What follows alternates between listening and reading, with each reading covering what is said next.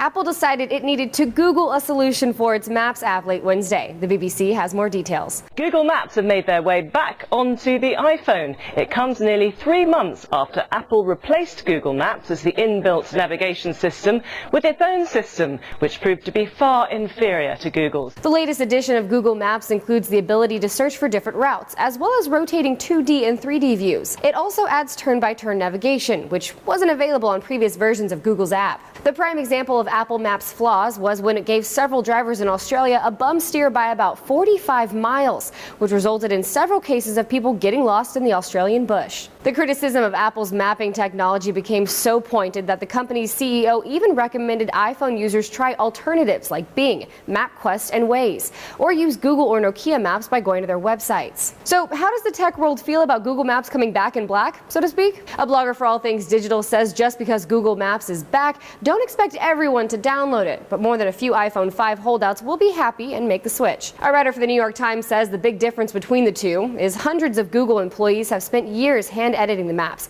fixing the thousands of errors that people report every day. Apple's Maps app, on the other hand, acts positively drunk. A writer for Forbes is quick to point out there is no lane assist, for example, or speed limit information. And because it's not from Apple, it doesn't have Siri integration.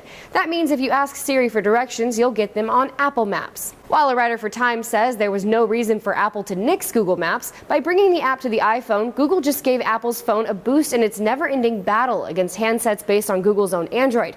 Why wouldn't Apple want to approve a program which will help it sell iPhones and buy it time as it fixes its own Maps app? Apple says it is working quickly to fix the problems with its app and has given no timetable for an updated edition. According to the New York Times, Google has admitted its new iOS app is even better than Google Maps for Android. For Newsy, I'm Logan Tittle. Multiple sources, the real story.